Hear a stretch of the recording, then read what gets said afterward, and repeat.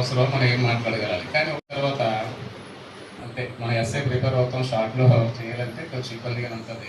అయినప్పటికీ కూడా ఒక సాంకేతికమైన విషయం ఏంటంటే, ఒక మనిషి తన మెదడు ద్వారా 45 నిమిషాలు ఏకదాటిగా వినగలరు. 45 నిమిషాలు దాటితే 46వ నిమిషం వినడానికి ఈ మొదటి నిమిషం చెరిగిపోతూ ఉంటుంది. 50 నిమిషాలు చెప్పామనుకోండి, మొదటి సారాంశం 5 నిమిషాలు చెరిగిపోతుంది. అందుకనే స్కూల్లోని కాలేజ్లో కూడా 45 నిమిషాలు ఒక పీరియడ్గా పెడుతూ ఉంటారు. అది సైకలాజికల్గా వినే ఛాన్స్ ఉంటుంది. సో అది దాటకుండా మనం ప్రయత్నం చేస్తూ ఉండాలి. మనం అంటే దేవుని పేరట మనందరం వచ్చి సమయాన్ని వెతుకుతున్నాం కాబట్టి ఆ సమయం ఒక 5 నిమిషాలు అటు ఇట్లో ఇబ్బందులు నేను అనుకుంటున్నాను. కానీ అలాగని మరీ పంచువాటి లేకుండా ఉండకూడదు. దాన్ని బట్టి నేను మీ అందరినీ, ఒకవేళ నేను ఎప్పుడైనా మాట్లాడితే ఎక్కువగా మాట్లాడితే క్షమించండి. ఈరోజు నా సారాంశంలో భాగంగా మనం ఒకటి విడిచిపెట్టాలట. అది అందరి దగ్గర ఉచితంగా దొరుకుతుంది. ప్రతి వాళ్ళ దగ్గర ఉంటుంది. డబ్బు ఉన్నవాడి దగ్గర, డబ్బు లేనివాడి దగ్గర, అంటే పేదవాడి దగ్గర, ధనిక ఉన్నవాడు, చదువుకున్నవాడు, చదువుకున్నవాడు, ప్రతి వాళ్ళ దగ్గర ఉంటుందట. అది విడిచిపెట్టాలి. అది విడిచిపెడితే మనం ముందుకు వెళ్ళగలుగుతాం. అది వదిలేసుకుంటే అనేకమైన సుఖాలు పొందుతాము, అనేకమైన మరి ఏమంటారు, ఒక రకమైన మంచి లైఫ్ మనం బతకగలమాట. అది మీరే చెప్పాలి. ఏంటంటే నేను మాట్లాడుతూ ఉంటాను, అది ఏంటో మీరే చెప్పాలి. ఒకసారి మీరు చూడండి, అమ్మగారు చెప్తారు అలాగే ఇంటలెక్చువల్తో అదే బాధ మనకి. మన సంఘం ఎలా ఉంటుందంటే 95% వాళ్ళు ఉంటారు, ఒకేసారి 30% వాళ్ళు ఉంటారు. ఈ మధ్యలో ఉండేవాళ్ళు మాలాంటి వాళ్ళు తప్ప అందరు బట్టి సంతోషం. ఎందుకంటే మనం నేర్చుకోవాలి వాళ్ళని బట్టి. ఎందుకంటే నేను హింటిస్తేనే అమ్మగారు చెప్పారంటే అసలు సంతోషం విషయం. ఒకసారి మనం చూద్దాం. సామెతలు 17వ అధ్యాయం 14లో చూడండి. సామెతలు 17:14 త్వరగా చదవడం ప్రయత్నం చేయడమ్మా, నేను బైబిల్ చదివేట్లేదు. సామెతలు 17:14. కలహారంభము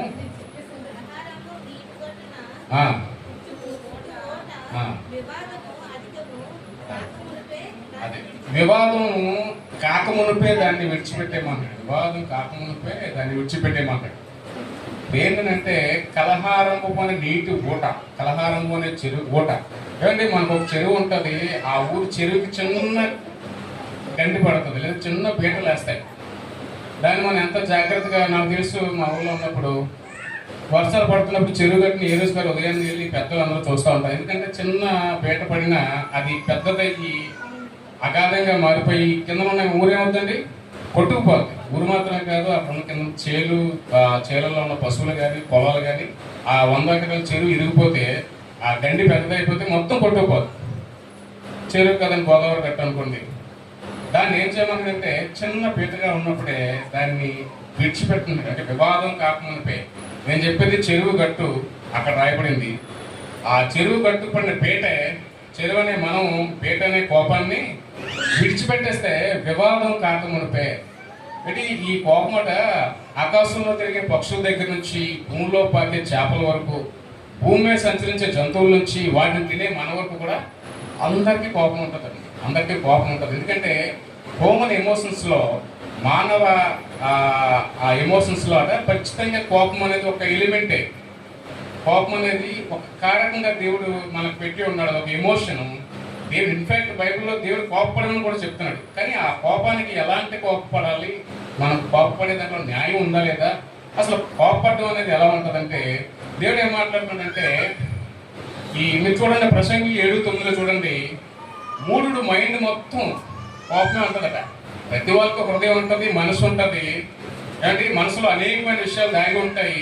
మన హృదయంలో మన మైండ్లో అనేకమైన విషయాలు ఉంటాయి. పెట్టుకోవచ్చు అనేక విషయాలు.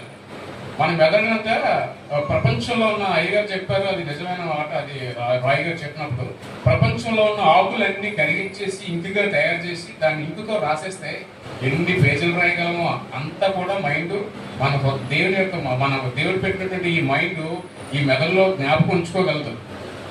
మెదడు మైండ్స్ రెండు ఒకటే. అయితే ఈ మూఢుడు హృదయంలో కోపాన్ని దాచుకుంటుంది. ఒకసారి చదువుతారు ప్రసంగి 7:9. ఆతురపడి కోపపడవద్దు, బుద్ధిహీనుల అంతరంగింద్రులందు కోపము సుఖ నివాసం చేసుకుంటుందండి. చూసారండి, ఎవడైతే కోపపడతాడో, ఎవరికైతే ఎక్కువ కోపం కలుగుతుందో, ఏమంటే ఈ కోపం వల్ల నష్టం జరుగుతుందా, కీడు జరుగుతుందా చెప్పండి. ఒకసారి చూడండి 16 కీర్తన 16:32లో.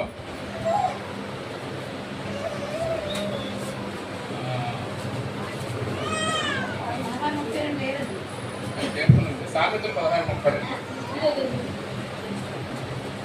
అంటే నాకు కీర్తన 37:8. కీర్తన 37:8.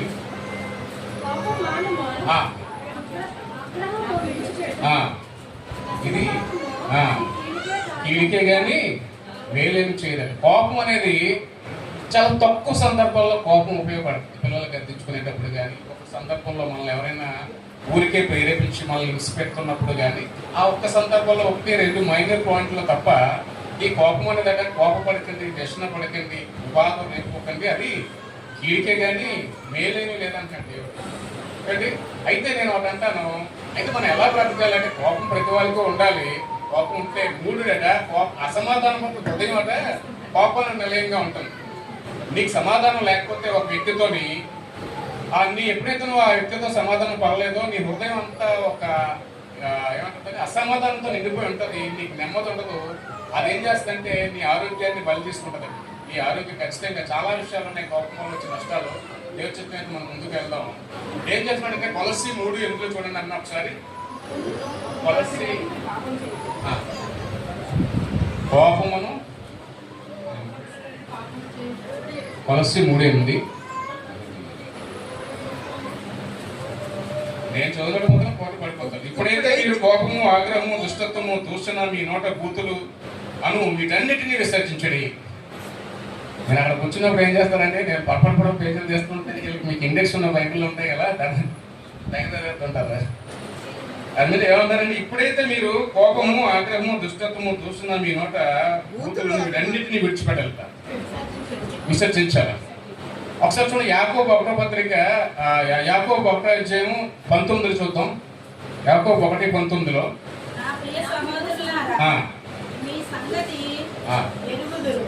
కనుక ప్రతి మనుష్యుడు వినుటకు వేగిరపడవాడును, మాటలాడుటకు నిదానించువాడును, కోపించుటకు నిదానించిన వాడే ఉండాలట. కోపం ఏం చేయాలంటే నిదానించినట్టుగానే ఉండాలట. అక్కడ 20 కూడా ఉంటా చదవనమ్మా. 20 ఎందుకనగా నరుని కోపం దేవుని నీతి నెరవేర్చదు. నరుని కోపం అట దేవుని నీతి నెరవేర్చదు.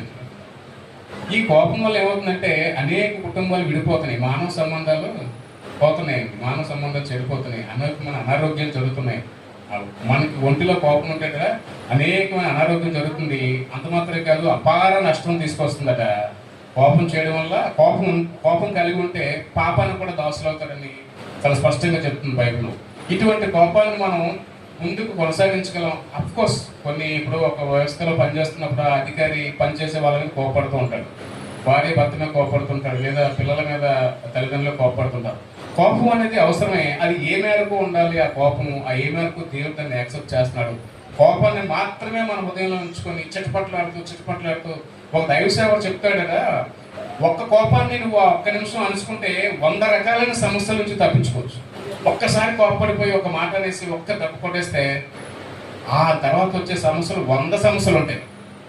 అసలు సమస్య సృష్టించుకున్న కాబట్టి మనమే కదా. కోపం కలిగి మనము దురుసుగా ప్రవర్తించడం ద్వారా ఆ ఒక్క నిమిషం నిబద్ధత కలిగి ఉంటే ఖచ్చితంగా నువ్వు 100 రకాలైన పాపాల నుంచి విడిపించు. ఒక వ్యక్తి తన డబ్బులు లెక్క పెట్టుకుంటాడటండి. తన 4 ఏళ్ళ చిన్నారి తన డబ్బులు లెక్క పెట్టుకుంటే ఒక 50 రూపాయల నోటు తీసేసి చింపేసింది ఆమె. ఈయనకి అది 50 అవని 500 అవని ఈమెకి ఉన్న కోపాన్ని బట్టి పక్కన తన దగ్గర ఉన్న ఫోన్ తీసుకుని ఎత్తుమే కొట్టేశాడు. చాలా గట్టిగా కొట్టాడు. అంటే ఆ కోపం అంటే 50 రూపాయలు చిరిగిపోయింది అని కోపం.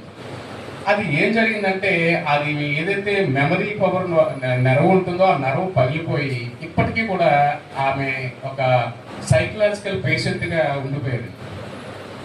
మీకు తెలుసా, ఆ పాప చూసి ఈయన జీవితాంతం బాధపడుతున్నాడు. ఒక్క క్షణం 50 రూపాయలు. కానీ డబ్బు ఆస్తి కూడా మనకి మనసుల నుంచి కాదు కదా. దేవుడు ఏం చెప్తున్నాడంటే ఇటువంటి కోపాన్ని నువ్వు కలిగి ఉన్నట్లయితే ఆ 3 హృదయం అంతా కోపం ఉంటుందట. ఒక కోపగస్తుడి కంటే మీరు చూడండి సామెతలు 16:32 చూడండి. పట్టణాన్ని స్వతంత్రించుకోవాలంటే పట్టణాన్ని స్వతంత్రించుకున్న రాజు కంటే కూడా వారి హృదయాలను దోసుకునేటువంటి నాయకుడు గొప్పవాడిగా దేవుడు చెప్తున్నారండి. అనేక మందికి నాయకుడిగా లీడర్గా ఉండడం గొప్ప విషయం కాదు, కానీ ఆ అనేక మంది ద్వారా వాళ్ళ హృదయాలను గెలుచుకునేవాడే గొప్పవాడు. చూడండి 16 సామెతలు 16:32. పరాక్రమశాలి కంటే ఆ. దీర్ఘశాంతం కలవాడు ఆ. శ్రేష్ఠుడు.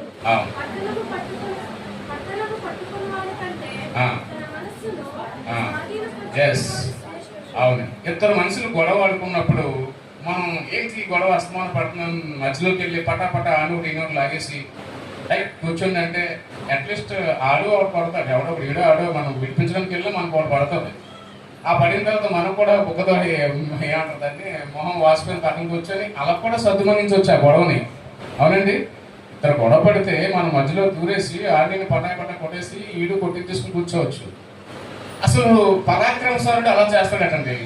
దీర్ఘశాంతుడు ఏం చేస్తాడంటే వాడి నోరుతో సమాధానం పరుస్తాడు, లేదా అక్కడి నుంచి వెళ్ళిపోతాడు. వెళ్ళిపోతే ఇంకేమైంది, శ్రమ లేదు కదండి. ఇప్పుడు అనేక మందికి లీడర్గా ఉండడం గొప్ప విషయం. అనేక మంది చేత ఇతను మంచివాడు, ఇతను సాత్వికుడు, ఇతను దీర్ఘశాంతుడని ఆ కోఆర్డినేషన్ అవ్వడం ముఖ్యం అండి. చాలా మంది లీడర్స్ ఉంటారు, ఐదర్ సంఘంలో కావచ్చు, బయట పాలిటిక్స్లో కావచ్చు, ఏదో దగ్గర కావచ్చు. వాళ్ళందరినీ చిటపట్లాడుతూ పెద్ద మేనేజ్మెంట్ స్కిల్స్ చూపించడానికి ప్రయత్నం చేస్తూ ఉంటారు, కానీ వాళ్ళు అక్కడ ఉన్న సమాజం యొక్క హృదయాలు గెలుచుకోలేకపోతున్నారు. కారణం ఏంటంటే తనకున్న కోపాన్ని బట్టి. అంతే కదండి, కోపం ఉండడం ఏంటంటే ఒక ఆయన చెప్తూ ఉంటాడట, ప్రేమతో విషయాన్నైనా అమ్మేయవచ్చు, ఈ చిటపట అని మాట్లాడే ఆమె ఒక తేనెను కూడా అమ్మలేదు. ఎందుకంటే తన మాటలు అలాంటివి, ఏది నోటికి వస్తుందో తెలియదు. చాలా మంది కొంతమందికి ఈ మానవ సంబంధాలు దెబ్బతిన్న విషయం ఏంటంటే ఒక్కొక్కసారి కోపం వస్తే వాళ్ళు అసలు ఏమి నోటికి ఏమొస్తుందో కానుకోరమాట. ఇంకితం కూడా వదిలేసి తల్లిని, తండ్రిని, పిల్లల్ని, లేదా భార్యని, భర్తని, ఇలా అత్తని అసలు అన్నరాని మాటలు అనేస్తుంటారు ఆ కోపంలో. ఏమంటే మానవ సంబంధం దెబ్బతింటే ఏంటంటే కారణం అంటే ఆ ఇంకితం కోల్పోతుంటారట. ఒకసారి మదర్ తెరిసా గారు, మనకు తెలుసు కదా, మదర్ తెరిసా సువార్తకి వెళ్ళినప్పుడు ఆమె సర్వీస్ చేస్తున్నప్పుడు ఒక రోజు సిగరెట్లు తాగి బీడీలు తాగి ఒక వ్యక్తిని అడిగారట, తమ్ముడు నువ్వు నీకున్న సొమ్ము నీకు రణాన్ని అంత వ్యసనంతో వృధా చేసుకుంటున్నావు, నీ దగ్గర ఉన్న ఆ సొమ్ము నాకు ఇచ్చినట్టయితే ఈ రోడ్డు మీద ఉన్న కుష్టి వాళ్ళు బాగు చేయగలను, రోడ్డు అవతల ఉన్న అనాథలకి నేను వాళ్ళకి షెల్టర్ ఇవ్వగలను, అది ఇవ్వచ్చు కదా అని చేయి చాయిస్తే ఆ మదర్ తెరిసా గారి వైపు ఒక వికృతంగా ఒక చూపు చూసి తన నోట్లో ఉమ్మంతా చేతి మీద ఊసారటండి. అప్పుడు ఆయన ఏమంటారు, మనమైతే ఏం చేస్తాం, మనల్ని చూసి ఉమ్మూస్తేనే మనకి ఎక్కలేని కోపం నసారానికి ఎత్తేస్తుంటుంది. అయితే ఆమె అన్నదాకా, తమ్ముడు ఇది నా కోసం, వారి కోసం ఏమిస్తామని అడిగింది. చాలా చాలా గొప్ప విషయం కదండి. మనం మీద ఒక వ్యక్తి ఉమ్ము మూసినప్పుడు మనం అది పక్కన పెట్టి మనకున్న దీర్ఘశాంతాన్ని ప్రదర్శించుకొని, మనకున్న దయాలత్వాన్ని, సాత్వికం ప్రదర్శించుకొని మనం ఏం చేసామండి, ఆ యొక్క మదర్ తెరిసా గారిలో మనం చేయగలుగుతున్నామా? అసలు మీరు ఒకసారి చూడండి, 15 కీర్తన సామెతలు 15:18 గోపోత్రి గట వివాదం రేపుతో ఉంటాడట. వాళ్ళకి ఎంత చూసండి, కోపోత్రికుడు ఎప్పుడు కూడా ఎప్పుడైతే కోపం కలిగిన వ్యక్తితో జనరల్గా ఎవడో ఫ్రెండ్షిప్ చేయలేండి. ఎందుకంటే కోపాన్ని బట్టి ఎవడో దగ్గర ఉండడు. కోపం లేని వాడితో ఎవరైనా ఫ్రెండ్షిప్ చేస్తారు, కానీ కోపం ఉన్నవాడితో ఎవరో ఫ్రెండ్షిప్ చేయలేరు. ఆ కోపం ఉన్నవాడు ప్రతి దానికి కూడా వివాదం. ఒక ఫ్రెండ్ ఉండేవాడు, నాతో పాటు వర్క్ చేస్తాడు, ఆయన కాకినాడలో రాజమండ్రి చేసినప్పుడు. ఇప్పుడు ఏ రెస్టారెంట్కి ఎలాంటి సందర్భం వెళ్ళినా పాపం వీడి పెద్ద ఉద్యోగం ఏం కాదు, ఆ సర్వర్ బేరలు బట్టి ఊరికే అసలు ఆయన పక్కన మేము భోజనం చేయడం భయం వేసింది. ఎలాగోలాగా రెస్టారెంట్ బయటకు వచ్చేటప్పుడు గొడవే. అది ఉల్లిపాయలు త్వరగా తేలేదని ఏంటది దాన్ని అంటాడు కట్లెట్ సమేదో పెరుగు కచ్చంబారు మేబీ అది తీసుకున్న ప్రతి దానికి ఒక టిష్యూ పేపర్ లేదని, వేణీళ్ళు తేలేదని, బౌల్ తేలేదని, ఆ తిన్నది బయటికి వెళ్ళిపోయే వరకు కూడా ప్రశాంతంగా ఈ రోజు బయటకు వెళ్ళాం. తర్వాత అర్థమైంది, వీడితో మనం వెళ్ళాము ఏదో ఒక రోజు అన్నిసార్లు మనం గొడవపడడం కదా, వాడికి ఎవరికైనా ఇల్లు అంటే అవతల తగిలాడు అనుకోండి, ఆవిడతో పాటు మనలో కూడా వాయించేస్తారు, మొత్తం కుక్కలన్నీ వాసిపోతాయి. అందువల్ల ఏంటంటే కోపోతుల నుంచి ఎప్పుడు కూడా కలహం పుట్టిస్తాడు. దీర్ఘశాంతికి అయితే మాత్రం ఆయన ప్రేమను చూపిస్తామని ఇష్టపడుతుంటారు. అందుబట్టి ఏం చేయాలంటే మనం కోపాన్ని విడిచిపెట్టాలి. ఈ కోపం వల్ల నష్టాలు మీరు చూస్తారా, నాకు తెలిసి కొన్ని నష్టాలు చెప్తాను. కోపం వల్ల ఆశీర్వాదం కోల్పోతామంట.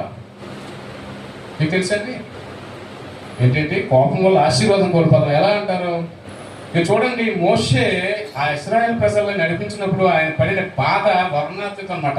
ఇప్పుడు కూడా అలాగే ఉన్నారు అనుకోండి. అనేక సందర్భాల్లో దేవుడిని అడుగుతాడట, ఈ ప్రజలన్నా చంపేసి లేదా నన్నైనా చంపేసి, అంత వెక్స్ అయిపోయినప్పుడు హోరేబ్ దగ్గర యేసుక్రీస్తు అదే యెహోవా దేవుడు ఏం చేస్తాడంటే వారికి నీళ్ళు అడుగుతున్నారు కాబట్టి నా మామన్న పంటను కొట్టి నీళ్ళు ఇస్తానంటే మీరు చూడండి ఇరిమియా 10:10 ఇరిమియా 20:10 ఉంటుంది.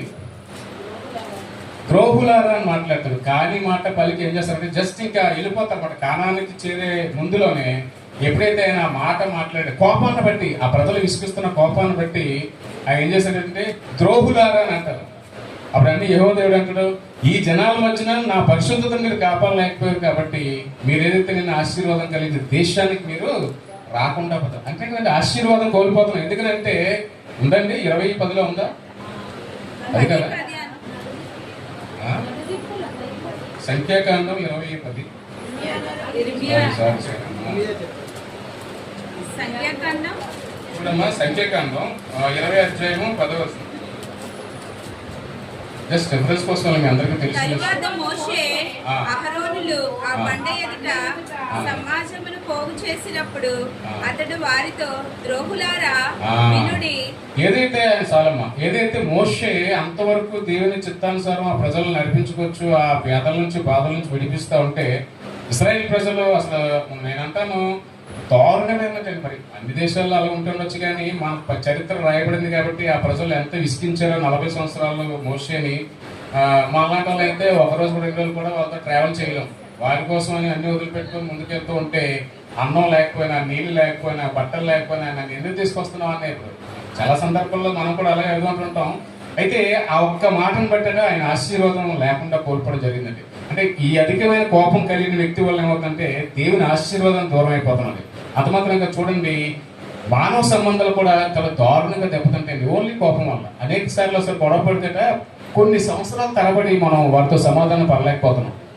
ఎవరో కాదు, అట్లీస్ట్ భార్య భర్తలే అదే ఇంట్లో కలిసి ఉంటారు కానీ కొన్ని సంవత్సరాల తరబడి వారి మధ్య సమాధానం లేకుండా చూడండి. ఒకసారి సామెతలు 7:23 అనుకుంటా.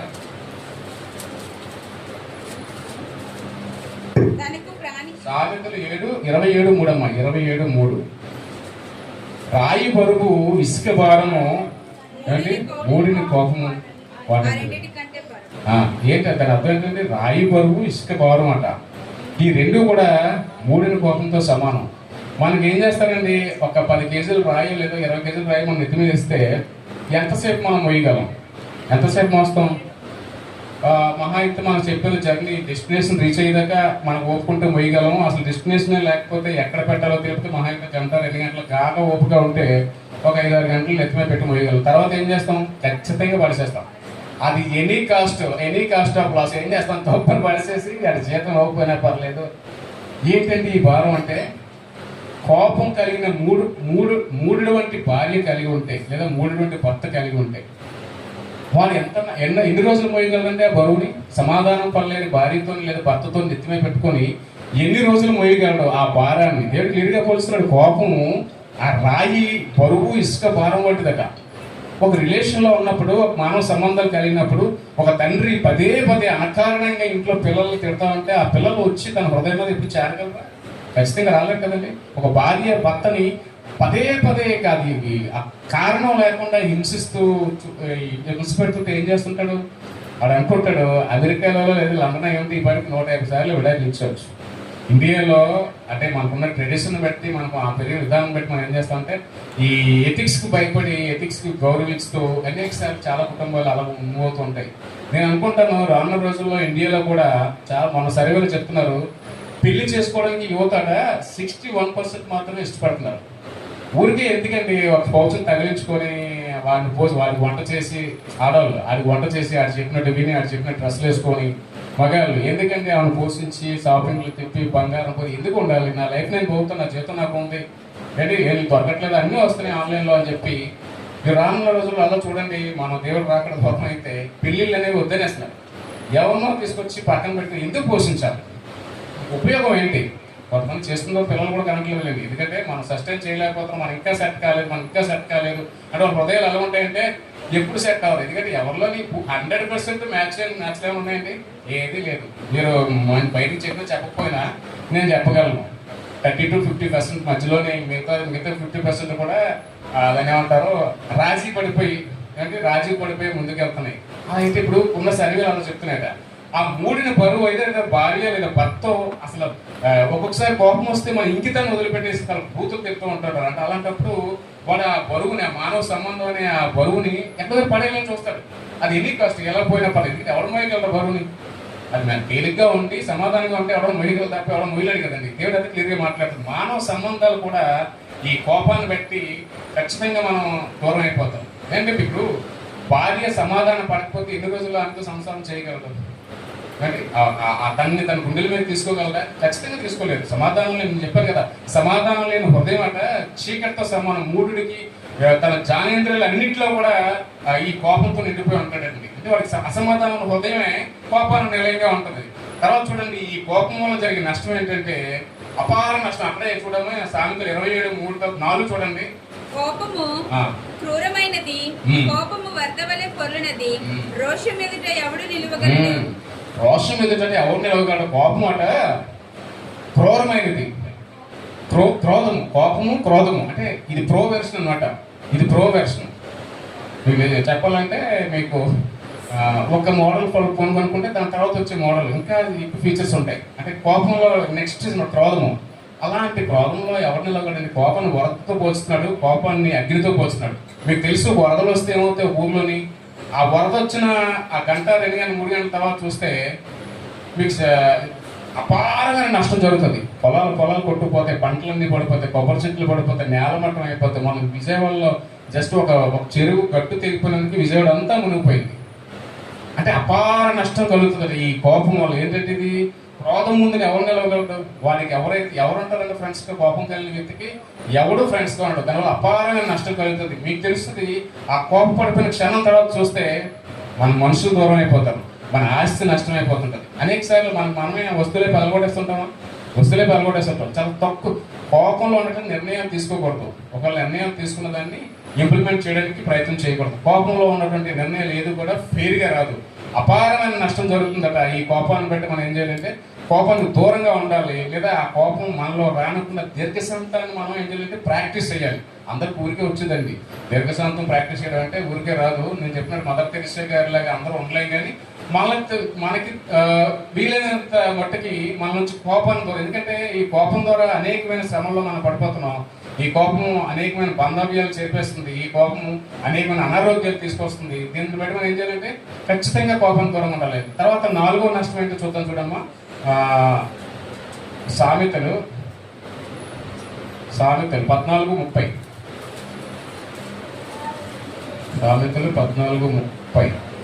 సాత్వికమైన మనసు శరీరమునకు జీవము, మత్సరము ఎముకలకు కుళ్ళు. సాత్వికమైన మనసట శరీరానికి ప్రాణాన్ని పోస్తుంది. మత్సరం అంటే ఎముకలకు కుళ్ళు. మత్సరం ఎక్కడి నుంచి వస్తుంది? ఈ మూఢుడు హృదయం అంతా కోపం నిండిపోయి ఉంటుంది. వాడి హృదయంలో అసలు సమాధానమే ఉండదు.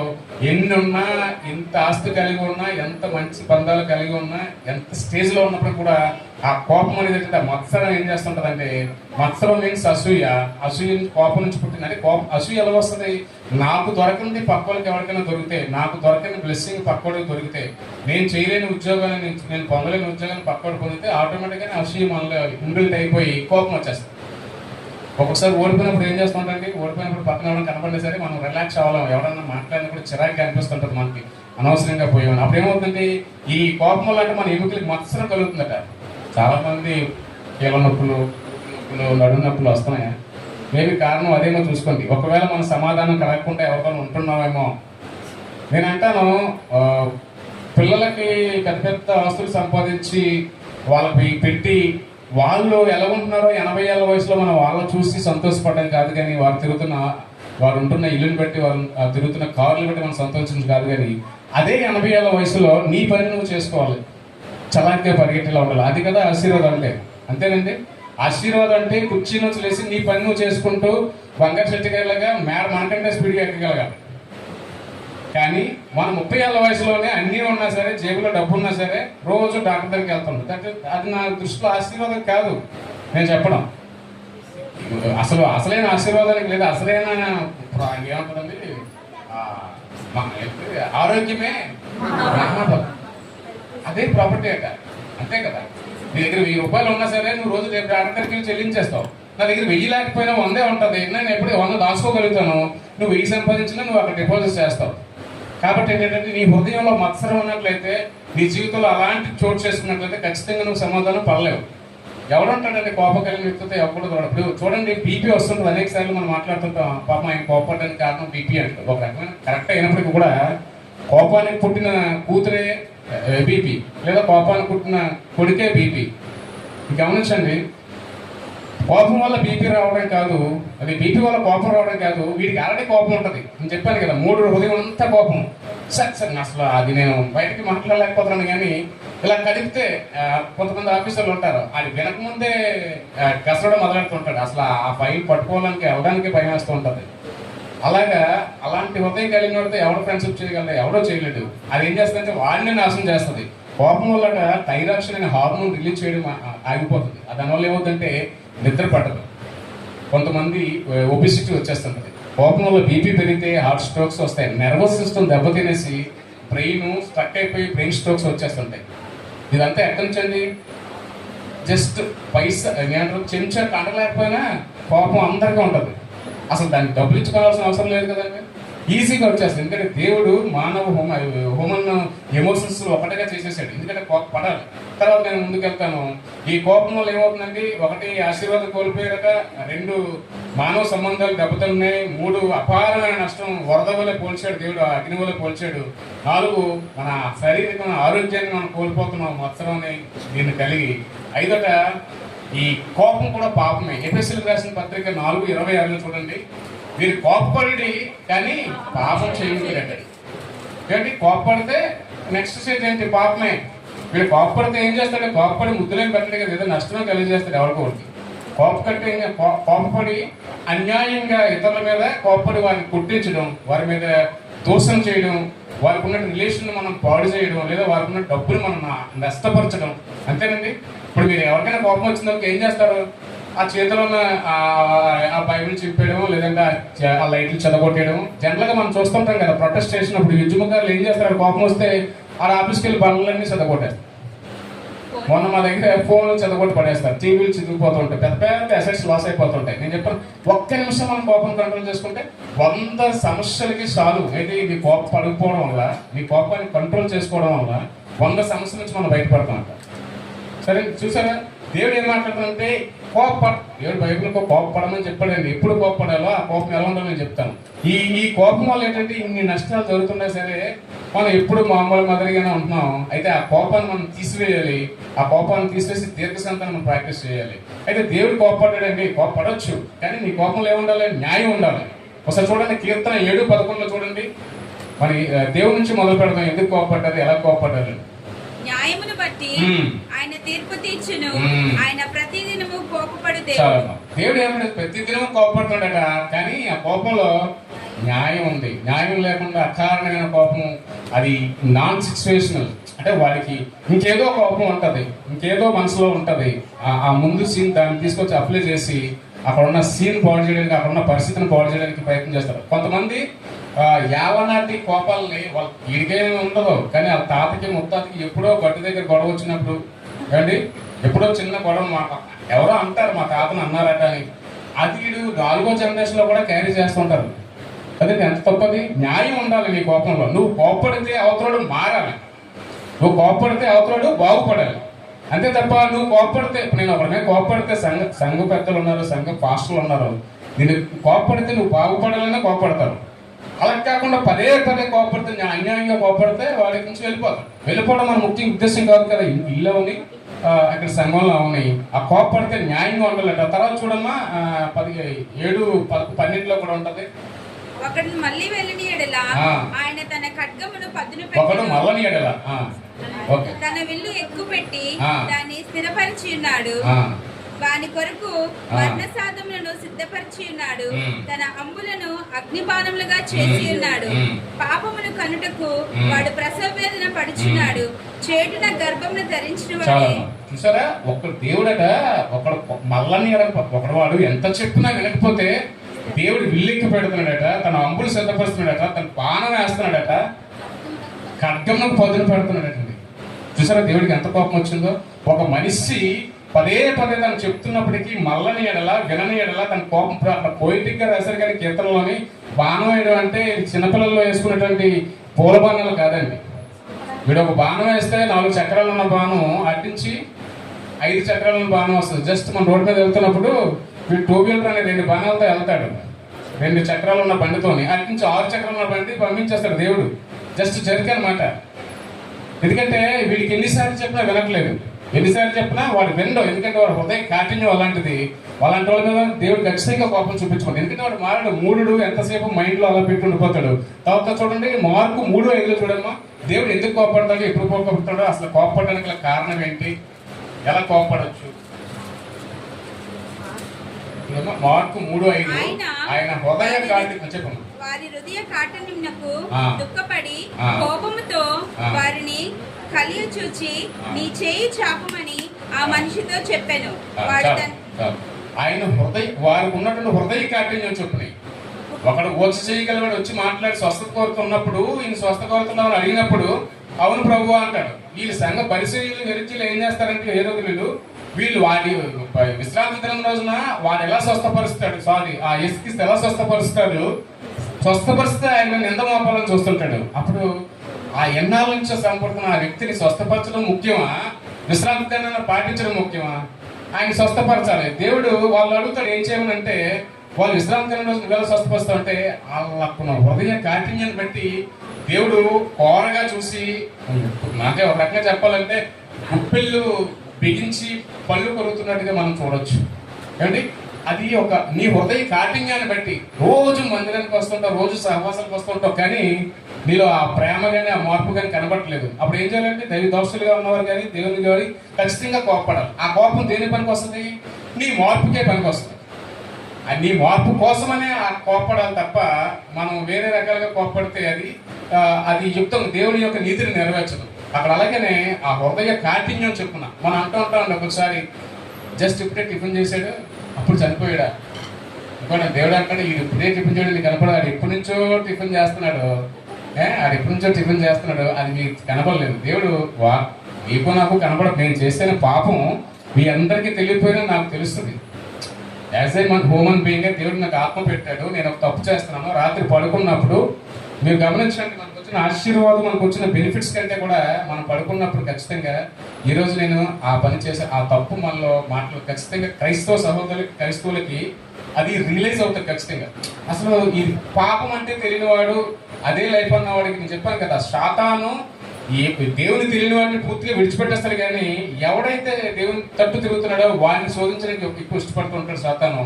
మనం ఒక పాపం చేస్తే అనేక పాపాలు చేస్తాం. రోజుకి ఖచ్చితంగా మనం అందరం యావరేజ్ లెక్కేసుకుంటే 20-30 పాపాలు చేస్తాం. నోటి ద్వారా, చూపు ద్వారా, మన తలంపుల ద్వారా. దేవుడు ఏమంటే లోపల మన తలంపు మనం మాట్లాడుకున్న ఒకరి కోసం కష్టాలు ఉన్న కోసం ప్రార్థించకపోయినా అది పాపమే అని. అటువంటి పాపం ఖచ్చితంగా మనకి ఆ రోజు రాత్రికి మనకు గుర్తు వస్తుంది. ఆ హృదయ కాఠిన్యం చెప్పిన అదే అంటాడు, ఇప్పుడే నాతో మాట్లాడాడు, అప్పుడే హార్ట్ అటాక్ వచ్చి చనిపోయాడు అంటే వీడికి దేవుడు ఎప్పటి నుంచో చెప్తున్నాడు కానీ మారడు. ఆ హృదయ కాఠిన్యాన్ని బట్టి దేవుడు అలా శిక్ష తీసుకురావడం జరుగుతుంది. అది మాత్రం కాదు, మీరు గమనించండి సంఖ్యాకాండం 25 ఒకటో చదువుమో మనకి ఆ సీన్ అర్థమవుతుంది. సంఖ్యాకాండం 25:1 ఇశ్రాయేలు ప్రజలు కనానికి దిగిపోతారు. లాస్ట్ క్షణానికి వచ్చారు. ఆ పాలు నిర్వహించే దేశానికి కింద దిగిపోవడానికి రెడీగా ఉన్నప్పుడు ఇశ్రాయేలు ప్రజలు ఏం చేస్తున్నారు చూడండి. సంఖ్యాకాండం 25:1 ఇశ్రాయేలు షిత్తీములో దిగి ఉండగా ప్రజలు మోయాబీరాలతో వ్యభిచారం చేయసాగారు. వాళ్ళు ఏం చేస్తున్నారంటే ఇశ్రాయేలు ప్రజల్ని 40 సంవత్సరాలు అంటే దాదాపు 39 సంవత్సరాలు అయిపోయింది. నేడే మాకు దిగిపోతారు కదా ఆశీర్వాదం ఆ దేశంలోనికి. అయితే వాళ్ళు ఏం చేస్తున్నారంటే మోయాబీరాలైన స్త్రీలతో వాళ్ళు వ్యభిచారం చేస్తున్నారు. అది ఎంత శ్రమ అండి. అసలు వాళ్ళు ఏం చేయాలి, మనం గద్దించాలా, కోపడాలా, హఠాత్తుగా చంపేయాలా?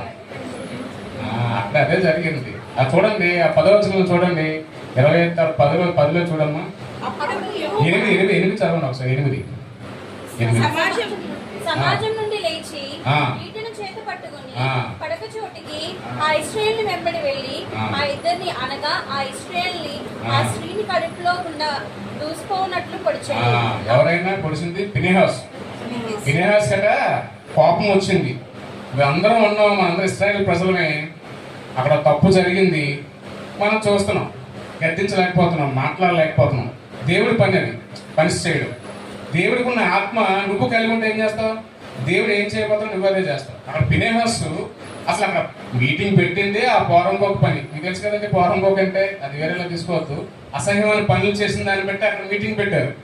మీటింగ్ పెట్టి దానికోసం మాట్లాడుతుంటుండగానే ఈ మోయాబిరాలతో వ్యభిచారం చేసిన ఆ ప్రజల గురించి వీళ్ళు మాట్లాడుకొని ఇలా చేయకూడదని మాట్లాడుతున్నప్పటికే ఆ ఇశ్రాయేల్ సహోదరుడు ఇంకొక గిజ్జోనీల నుంచి ఒక లేడీని తీసుకుని వస్తూ ఉంటాడు. అంటే పంచాయతీ జరుగుతుండగానే దేనికోసం పంచాయతీ జరుగుతుందో అదే పని ఇంకోటి చేస్తున్నప్పుడు ఈ ఫినెహాసుకి ఎక్కలేని కోపం వచ్చి ఈ నుంచి ఈటి కొడిస్తే ఈ ఇశ్రాయేల్ నుంచి అవతల లేడీకి ఒకే ఈటి ఇద్దరికి సమాధానం అయిపోయింది. అప్పుడు ఏం చేశాడు దేవుడు? నరహత్యకి అకౌంట్ వేయలేదండి. 10వ వచనం చదివామా? నేను కలిగిన మనస్సు నువ్వు కలిగి ఉన్నప్పుడు ఖచ్చితంగా అది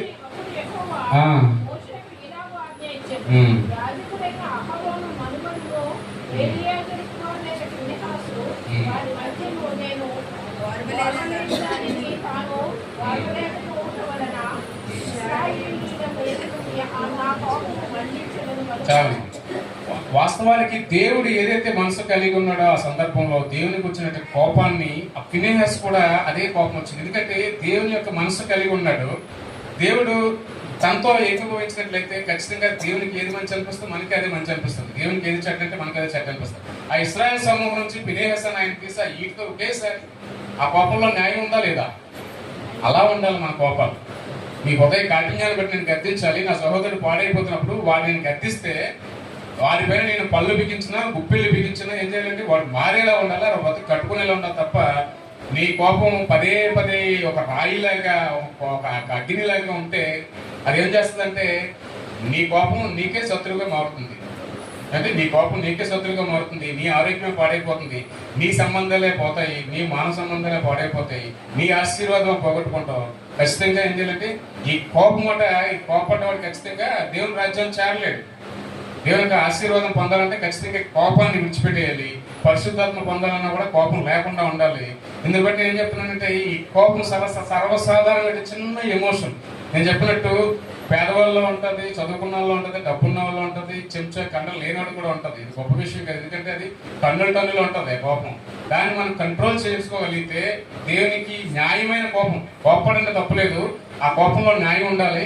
ఒకవేళ ఎవరితోనైనా కోపడితే కదా అది సాయంత్రం ప్రొద్దు కొనుక్కోక ముందే అది మనం సమాధాన పడాలి. సమాధాన పడకుండా మనం ఆ రాత్రి పడకల మీద చేరినప్పుడు కూడా అది ఖచ్చితంగా అసమాధానపు హృదయంలో ఖచ్చితంగా చీకటి ఉంటుంది. ఆ కోపం అనేది నేను హరించి వేస్తుంది. దేవుడి యొక్క అవకాశం ఇచ్చినందుకు పాస్టర్ పొందలేదు.